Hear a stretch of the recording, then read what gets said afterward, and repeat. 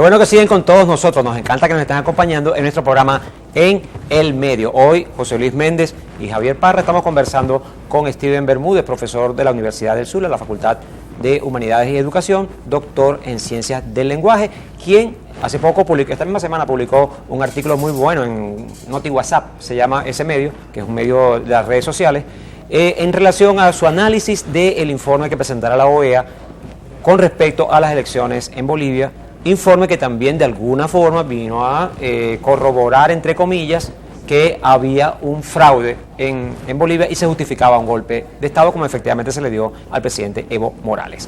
Antes de continuar la conversación con Steven Bermúdez, queremos compartir con todos ustedes la pregunta de la semana. Adelante nuestro espacio en el medio cultural. Consejo Legislativo del Estado Zulia trabaja por el futuro del pueblo. Zulia, futuro seguro.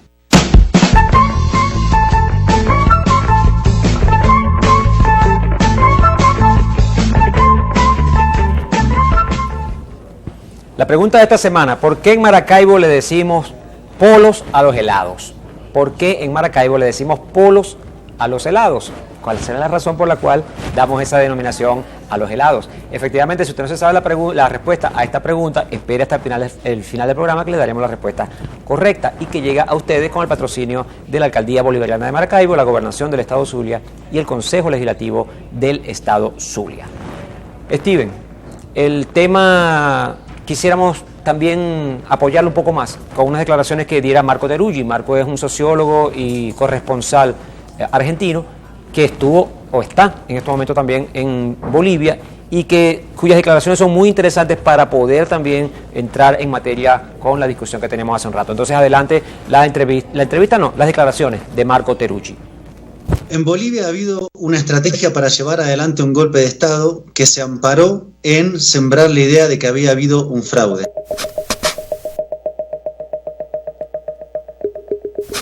A partir de ahí comenzó una escalada que pasó a la ofensiva y reunió a una serie de actores civiles, empresariales y luego policiales, militares, eclesiásticos y también internacionales, centralmente Estados Unidos.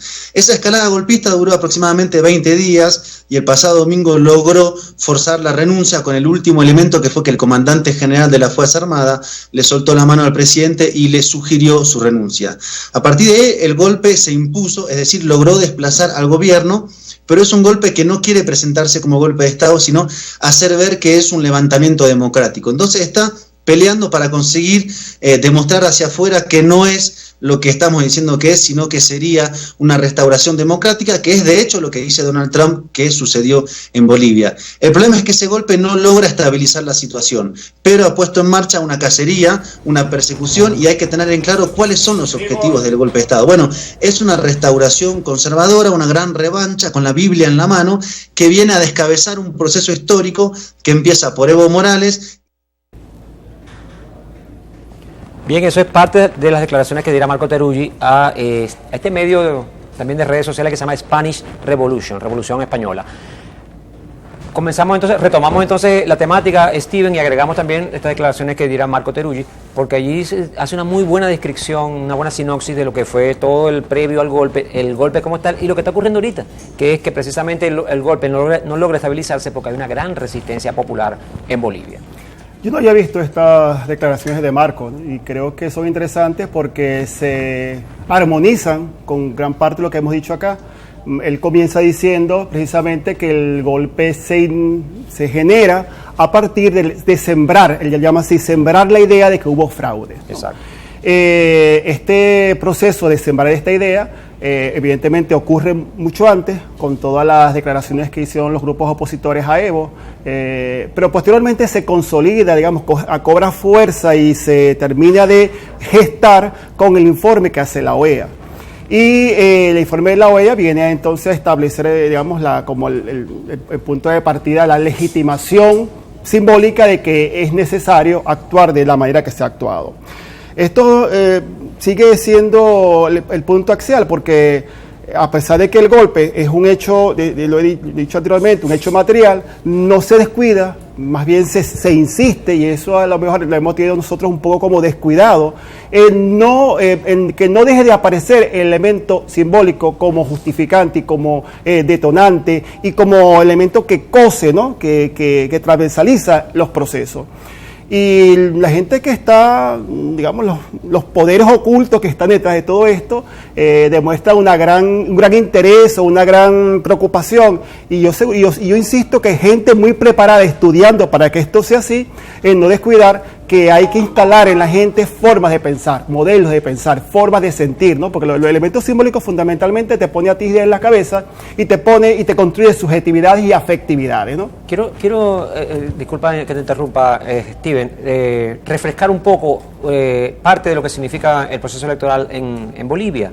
Estamos hablando de que en Bolivia está establecido en su constitución que para ganar una elección presidencial se puede hacer en una sola vuelta. Si el candidato saca más del 50%, evidentemente ya es el candidato ganador, y si no saca más del 50%, pero logra una distancia de 10% de diferencia con respecto al segundo candidato, entonces también gana las elecciones. Si alcanza el 40%, y en ese 40% más el 10% porcentual. Más el 10% por encima del segundo lugar. Sí, exacto. ¿Qué se estaba discutiendo en Bolivia? Si había o no una segunda vuelta. Era evidente, nadie discutió, de hecho nunca se dijo algo distinto, que no haya sido el primer lugar en la votación el de Evo Morales. Evo Morales era el número 1 en la votación, es decir, sacó más votos que cualquier candidato. Lo que estableció o difundió como idea de fraude la oposición es que no había sacado más del 10% y por lo tanto debía haber una segunda vuelta, y ahí estaba el escenario planteado. La trampa, perdón, Javier, ya que estás tocando el tema numerológico, la trampa estaba preparada precisamente desde la primera vuelta. Claro, porque claro. ¿qué contaron ellos? ¿Qué contaron los partidos que adversaban a Evo? Es que si ellos no lograban avanzar en una primera vuelta, evidentemente ellos sabían que Evo iba a sacar esa ventaja. Si iban a una segunda, todos iban a aliar, iban a hacer eso que pasó aquí en Venezuela, un chiripero, para poder derrotar a Evo. Entonces, pero Evo le gana. Lo que dice Steven es cierto. Una ventaja, 40%, una ventaja de 10 porcentual sobre el contendor más cercano, que era Mesa, los tenía derrotados. Y apelaron al golpe a partir de allí, porque no les salió la estrategia de ir a una segunda vuelta. Ellos desde el principio habían pensado en la segunda vuelta. De hecho, Steven, si no me falla la memoria, una de las frases que utiliza el informe de la OEA es que hubo irregularidades en la votación. No conozco ninguna votación, yo tengo años trabajando, incluso algunas veces participé en sistemas electorales, y no conozco ninguno donde no haya habido alguna irregularidad. Porque una irregularidad puede ser simplemente que en una mesa de pronto a alguien no lo dejaron votar. Eso es una irregularidad. No lo firmó porque no olvidó firmó, firmar. o rompió la boleta. Eso son irregularidades. El problema está en si esas irregularidades son suficientemente contundentes como para modificar el resultado. Allí es cuando se puede hablar de un fraude. Y el resultado del proceso, de todo el proceso electoral. Sí, pero eso yo decía que una de las cosas importantes del informe de la OEA es que la gente no lee la letra chiquita del informe, en el sentido de que hay elementos puntuales que son decisivos para tomar una postura, pero que la gente lo descuida. Exacto. Y por eso es importante leer el informe. Por ejemplo, la gente a lo mejor desconoce que en Bolivia hay 2 sistemas de conteo. Uno que es el legal, el vinculante, que es el que maneja el Tribunal Supremo Electoral de Bolivia, y otro que es lo que llama el conteo preliminar, que es un conteo que se hace para ir informando a la opinión pública, en este caso los medios, de más o menos la tendencia electoral. Uh-huh. Es interesante saber que, o es importante y clave saber que la revisión que hace la OEA no lo hace sobre el sistema legal, o sea, sobre el sistema de conteo del Tribunal Supremo, ¿no?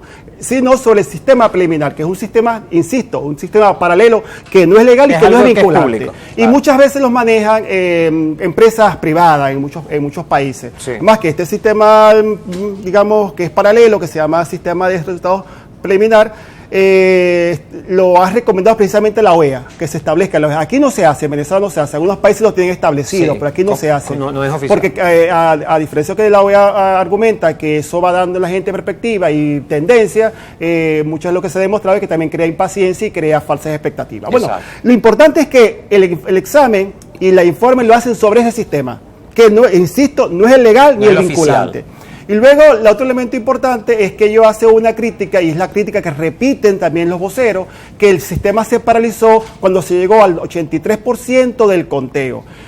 Lo que tampoco dicen, por eso decimos que este es un proceso, yo lo llamo un proceso híbrido muy nuevo, interesante desde el punto de vista simbólico, porque se construyen los elementos discursivos de lo que circula para construir el sentido social a partir de cosas que son ciertas, cosas que son inciertas y cosas que son falsas. Entonces, en esa mezcolanza, tú no sabes, o sea, no peca por el ingenuo, claro, porque todo se contamina. Claro. O sea, ciertamente se para el conteo al 83%, pero ese había sido el convenimiento. O sea, el convenimiento entre las fuerzas políticas que participaron en las elecciones, tanto opositores como oficialistas, así como los mismos acompañantes y observadores, así como la misma OEA, sabía que el conteo se iba a parar cuando se llegara al 83%, que se suponía que había más o menos una tendencia marcada, como efectivamente había. En ese momento, Evo no tenía el 10%, sino el 8 punto y tanto por ciento de ventaja porcentual.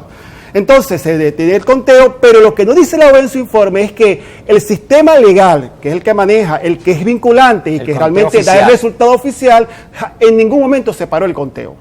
Entonces, fíjense ustedes como entonces en ese juego de decir la verdad y la medio mentira, se juega entonces a confundir y embarrar el informe. Correcto. Entonces, cosa interesante, además de ese dato importante de que el informe está hecho sobre la plataforma que no es legal y que no es vinculante, también está el hecho de que recientemente me entero con un profesor de la Universidad de Vigo, se llama Sergio Pascual, que ellos revisan 333 actas que se consideran que tienen irregularidades, ¿no? Ese es el nombre que le dan. Ellos hablan de irregularidades y de malas prácticas electorales. Bueno, esas 333 actas que ellos tienen o que ellos revisan fueron 333 actas que le entregaron a los supuestos analistas y cuerpo técnico que iba a hacer el informe. O sea, no fue 333 actas que fueron elegidas por un proceso. Tú eres estadístico y tú sabes cómo se maneja la estadística en estos casos, por un proceso metodológico aleatorio, ¿verdad? No contaminado, sino que fueron 333 actas que le dio la oposición a este cuerpo de análisis electoral. Entonces, ya de por sí estaban contaminados. Eran las 333 actas que ellos consideraban que presentaban irregularidades. Eso todavía no solamente sigue siendo un elemento perturbador, sino que tampoco el informe dice cuánto representa eso del total de actas. Y si es suficiente para cambiar el resultado. Claro, porque fueron 34.900 actas. Eso compone el universo total de las actas que contabilizan los votos en Bolivia. De esas 34.900, 333 se detectan irregularidades. Y de esas 333, ellos determinan que 78 presentan irregularidades bastante sensibles. Entonces son datos que parecieran ser, que no significan, pero son los que más hablan como evidencia de no solamente la mala praxis, sino la perversidad. La mala intención. Sí, la perversidad a priori con la que se va. Sí. Ellos saben que es un cuerpo técnico que está compuesto de 36. Yo tampoco soy especialista, pero una persona, yo ingenuo, ¿no? Uno dando también el beneficio de la duda, dice, son 36 especialistas que se dedican a revisar una disputa tan severa como esta, dieron como resultado un informe de ese calibre. Miren, en el informe se habla de varias mesas presentan irregularidades. Algunas actas no pudieron ser determinadas. Eso se llama en semántica, yo digo semántica, lo saben mis alumnos en comunicación, se llama semántica difusa. Son esos significados donde tú no puedes establecer con precisión dónde puedes ubicarlo. Entonces, varias actas pueden ser 100, 200, 1 millón y 2. Pero claro, no es lo mismo que sean 2 a que sea 1 millón. Claro. ¿No? Cuando ellos dejan allí, eso es decir, varias actas, algunas mesas, en algunos casos, precisamente lo que llamo yo, introducen el veneno sin encontrar el veneno. Nos toca hacer la segunda pausa del programa, bien interesante, me da dolor de verdad de interrumpirte, pero nos toca hacer la pausa. Steven me dejó así, en la incertidumbre, igual como el informe de Almagro, me dejó ahí, ya que viene desarrollando eso tan interesante. Bueno, me hizo acordar Steven, ya para hacer la segunda pausa del programa, me hizo recordar Steven una frase que usaba mucha gente, eso yo se lo he dicho N cantidad de veces, N puede ser 0, o sea, no se lo he dicho nunca. O N puede ser 1, se lo he dicho una vez. Y con eso quieren decir que se lo han dicho muchísimas veces, pero N cantidad, la N puede ser 0, puede ser 1. Puede ser 2, etc. Puede ser 20. Puede ser 20 o 1000 veces.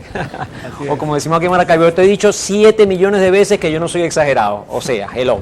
Nos toca hacer la segunda pausa del programa. Cuando regresemos nuevamente continuamos hablando con Steven Bermúdez en relación a lo que viene ocurriendo en Bolivia, particularmente cómo se ha venido manejando también en la mediática el informe que presentará la OEA en relación a esas elecciones. Ya volvemos, no se vayan a ir muy lejos, que ya continuamos con mucho más de En el Medio.